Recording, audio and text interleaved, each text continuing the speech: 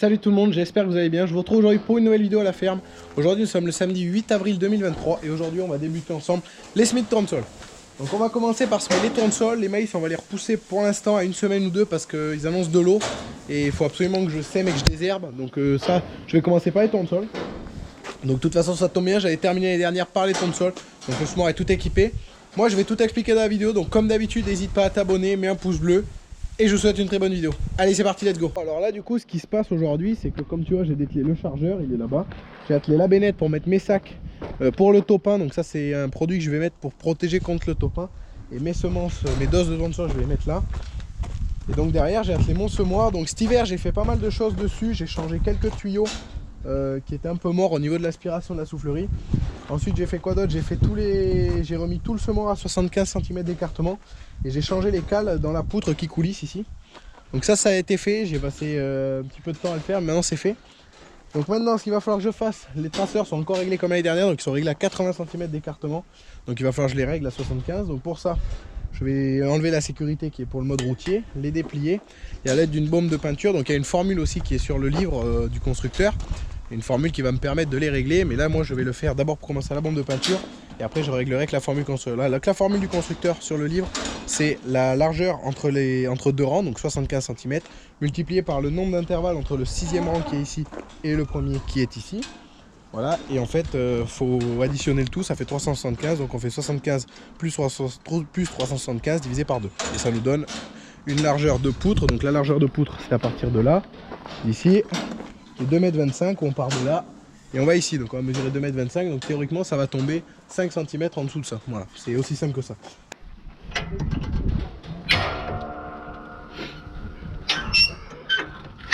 Là, alors là les gars, ce que je suis en train de faire, simplement je suis en train de régler la pression que je mets sur chaque élément semeur.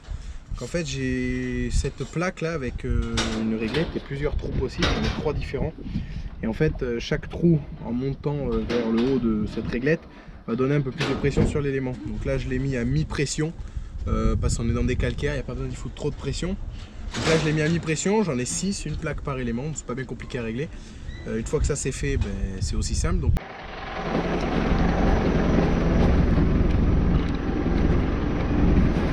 bon, ça y est, j'ai réglé mes poutres.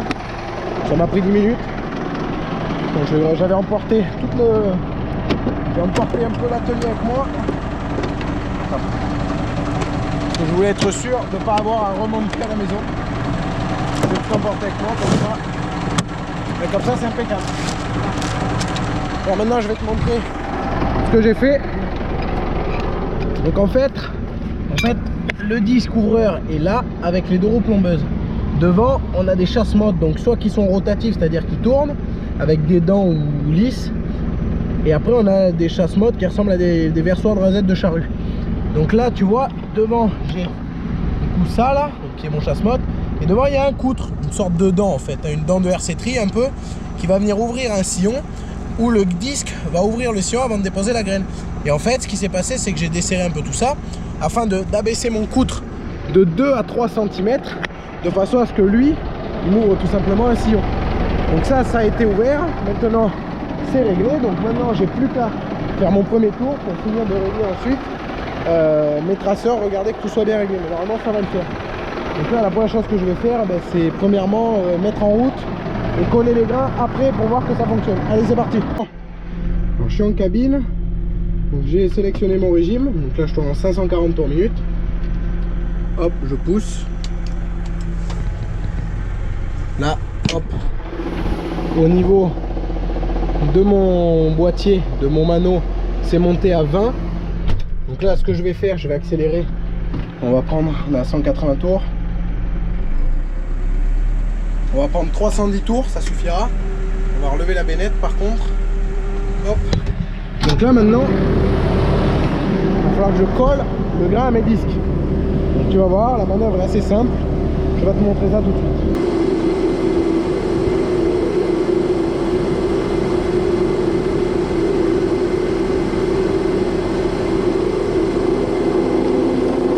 Bon là, ça y est, j'ai collé mes grains à mes disques. Donc celui-là, j'ai du mal à le dévisser. On va prendre celui-là. Hop. Ah non merde, c'est pas celui-là, je me trompe. Ah. Ah, putain, il est dur. Là. Bon là, attends. Alors, je vais carrément l'enlever. Là. Voilà. Là, je viens de coller le grain au disque. Alors en fait, la machine, comparée à une turbine d'une soufflerie de ligne de semis à céréales, elle fonctionne différemment. En fait, il y a une soufflerie, mais au lieu de pousser, donc de souffler de l'air dans les tuyaux, elle va aspirer dans les tuyaux de façon à coller les grains sur le disque. Alors c'est vrai que ça peut paraître bête, mais si ça allait dans l'autre sens, eh ben, ça distribuerait n'importe comment. C'est pour ça qu'on appelle ce semoir là un semoir de type monograine. C'est pour ça que ça s'appelle comme ça. Autrement dit, ça s'appellerait un semoir traditionnel comme on sème les céréales.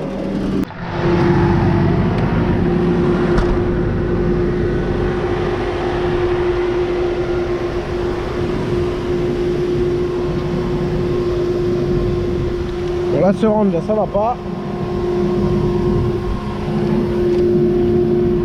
On va aller un peu plus derrière. Là, c'est pas trop mal réglé. Là-bas non plus, là non plus, là non plus. Par contre, celui-là, il y a un léger petit souci. On va aller dans ce rang. On va essayer de chercher les grains. Alors sur le dos, là, je les mets vraiment dans la fraise. Ah, là, il y en avait un là. Bon, maintenant, ce que je voudrais essayer, de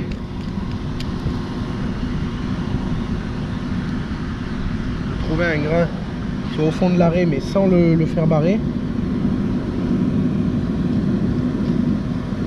On a à peu près en théorie 14 ou 15 cm entre l'écart des grains.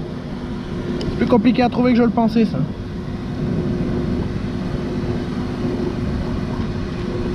Là, impeccable. Il y en a un ici, comme tu peux voir. On a un là. Ah ben je vais bien y arriver à te le sortir. Là. Je sais pas si tu arrives à le voir, mais il est là. Et alors là, théoriquement, maintenant, hop. Donc. Là, j'en ai mis un là, j'ai dit. Hop, ici, là. Là, il faut que j'essaie d'en trouver un autre.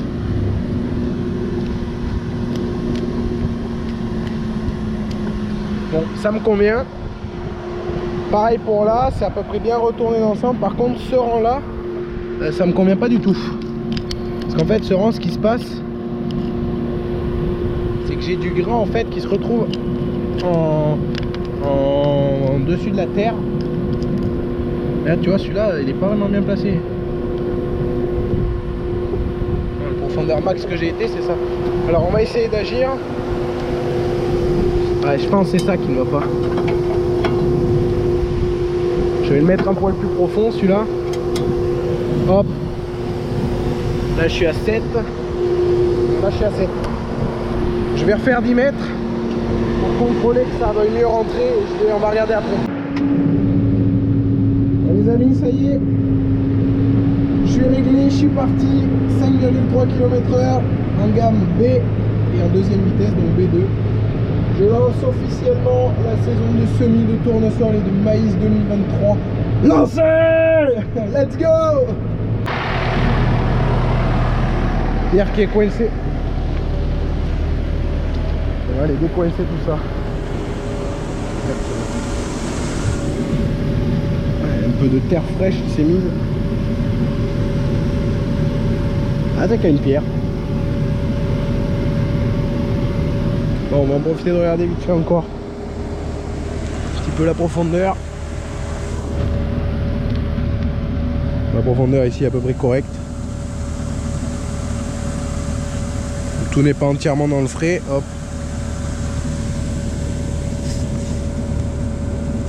La petite graine bleue, hop. Bon. C'est pas entièrement dans le frais. Là, je vais rajouter un petit cran de plus alors. Là.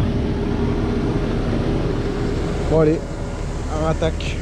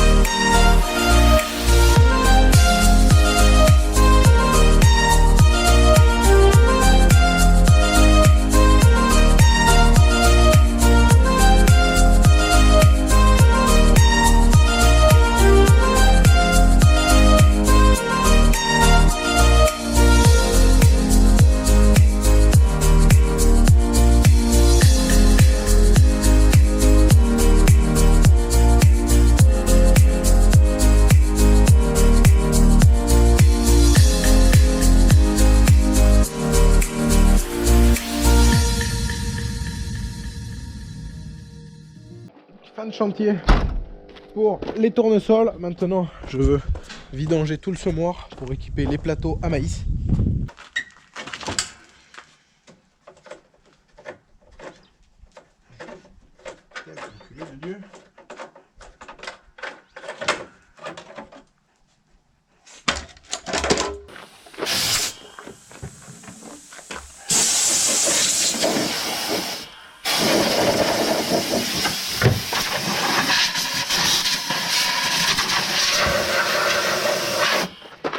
Là, clac, j'ai 7 petits trucs qui se fournissent avec le semoir.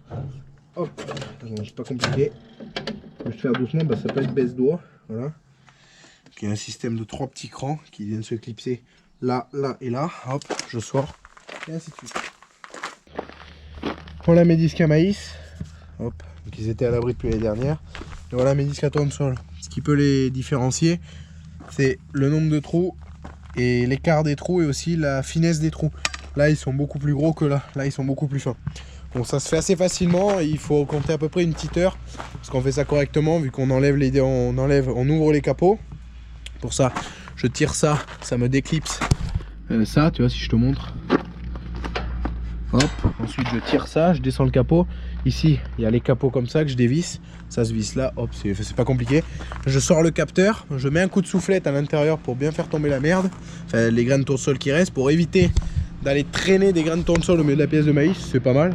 Des fois il y a de l'herbe qui pousse, mais c'est suffisant quand il y a un petit peu d'herbe. Donc voilà. Donc je mets ça. Maintenant on va mettre le reste des disques. Donc on va monter les disques à maïs. Il y en a pour 20 minutes. Je monte, je referme les capots. Ensuite je vais changer ma pignonnerie parce que le maïs c'est des graines qui sont plus grosses, donc il faut que ça tourne un petit peu moins vite. Et pour les pignons au niveau du micro-granulateur, il faudra que ça tourne un petit peu plus vite. Vu que les micro-granulateurs, je vais mettre 20 kg d'engrais starter hectare. Voilà, voilà. Donc maintenant je vais monter les disques. Alors, je me rappelle plus s'il y avait besoin de ça. L'année dernière, il me semble que je ne l'avais pas utilisé. Donc là, forcément, on fait attention à positionner ça correctement. Ouais, il en a besoin pour forcément les verrouiller. Clac, voilà, ça y est, c'est monté. Hop, là, ça tient. Donc bon, après, il y a un petit peu de terre. Là, je sais pas ce que c'est ça. Un peu de poussière. Voilà, tu vois, ça tient. Ensuite, je vais remettre le capteur, les grains vont passer entre le capteur et ça. Et une fois le capteur remis, je reviendrai mettre le capot. C'est aussi simple que ça.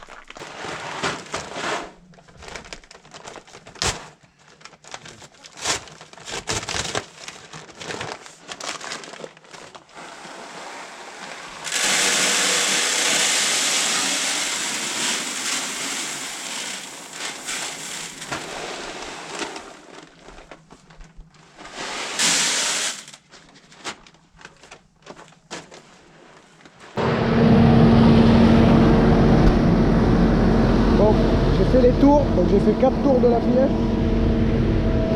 Là j'ai fait mes tournières, donc là je vais pouvoir tourner tranquillement.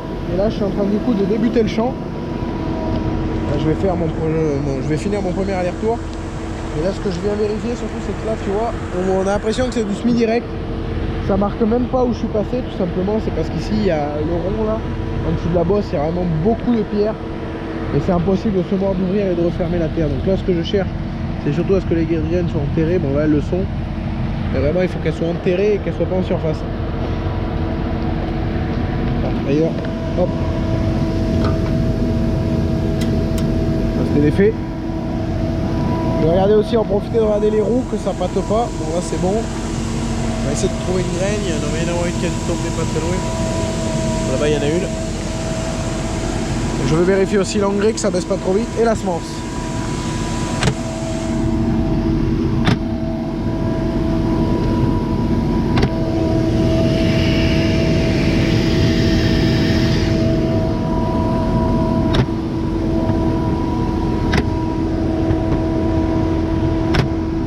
Cet élément il va falloir que je surveille parce que j'ai sous-dosé les éléments, parce qu'au début en calculant j'avais trouvé une dose par élément et à la fin je me suis dit non merde. Alors du coup quand j'ai fait ma première dose, il faut que je recalcule un truc et en calculant c'est un 3/4 de dose par élément. Donc bon ça fait que j'ai l'air con quoi. Donc il y a un élément qui est plus chargé que les autres. Là j'ai qu'une dose et après l'engrais j'ai ce qu'il faut. Donc là pour le maïs que je suis en train de semer actuellement, c'est un indice 450. Donc un indice qui est assez précoce, c'est un demi précoce le maïs. Comme j'ai dit, c'est un De Kalb, un AV 4736, ça c'est la variété. Et en fait cette pièce de 3 hectares qui reste le ballon là et ça va être une pièce qui va être destinée à l'alimentation animale, donc pour l'autoconsommation de la ferme. Simplement, quand je vais la moissonner, je vais le récupérer, ce maïs, et il va donc, une fois que je vais l'avoir récupéré, être inerté. Donc l'inertage, c'est du broyage et mis en boudin, c'est les boudins blancs, pas les boudins d'ensilage, pas les tas d'ensilage, mais vraiment les boudins blancs. Donc l'objectif, c'est de faire de la matière grasse pour engraisser les broutards avant de les vendre. Voilà. Donc voilà pour ce qui en est de là. Donc ensuite, je mets un engrais starter. L'autre tout à l'heure, pour le tournesol qui est là-haut dans la pièce du départ, je mettais un produit pour le topin qui s'appelait donc le Belém. Et là, je mets donc un engrais starter qui se trouve dans ces sacs de 25 kg. Donc c'est du Fertinagro Biotech, c'est de l'Agristar. Et donc, on va essayer de trouver la garniture de cet engrais. Hop là, voilà. Là. Alors, l'engrais.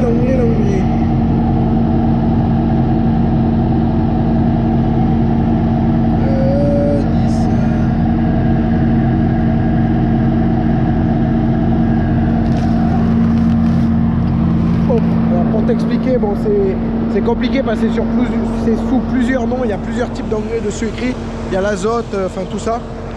Donc c'est l'équivalent du 1846, c'est du 1846-36.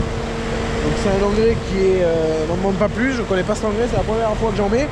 Parce que quand on le faisait semer en entreprise il y a 2 ans de ça, donc en 2021 pardon, il avait une trémie frontale, donc lui il mettait du 1846 à 180 kg/h et c'était réglé.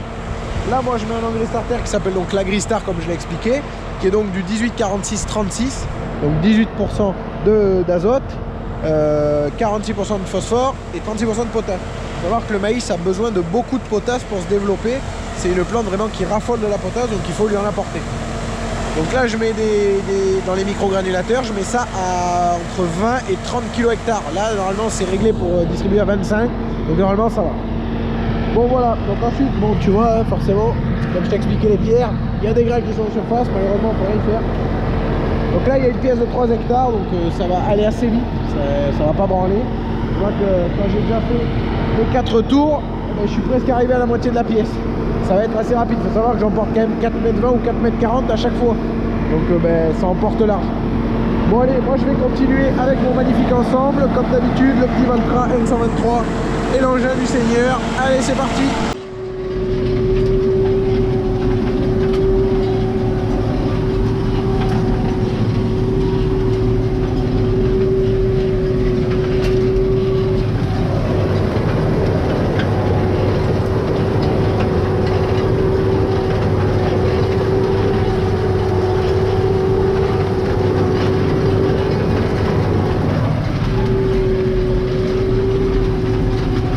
Il est venu temps pour moi de faire le plein de semences. Mon sac est ici. Hop. Voilà, c'est mon dernier sac. Et là, il me reste 20 mètres à peu près, même pas, qui est de 15 mètres. Et il me reste le fond. Allez, hop. Chantier fini, 20h30 à peu près. Alors, la première chose à faire, clac, on sécurise les traceurs, comme à chaque fois. Hop là. Là.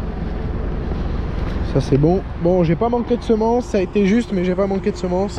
Hop, toi. Là, comme ça toi tu vas naître. Toi c'est pareil, on va te courir un petit peu. Alors ensuite. Hop. Là, impeccable. Bon là c'était un petit peu gras le vallon là. Ah là cette zone là à partir d'ici là. À part la partie caillouteuse là au bord là, mais ici c'est un enfer. Là je m'y suis déjà enterré avec l'épandeur ici. Le problème c'est que c'est plat. Alors quand tu te poses, enfin voilà quoi, t'es posé. Alors tu vois voilà, ça fait ça dessous. Pourtant c'est du sable là, c'est sableux, très sableux. Mais quand c'est humide dessous, il n'y a rien à faire. Alors là forcément ça a sillonné un petit peu. On va essayer de retrouver les grains, mais les grains sont mis du coup profond à cause de cette connerie. Mais bon ça les empêche d'être quand même. Ah, il y en a là. Bon ça les empêchera pas de naître.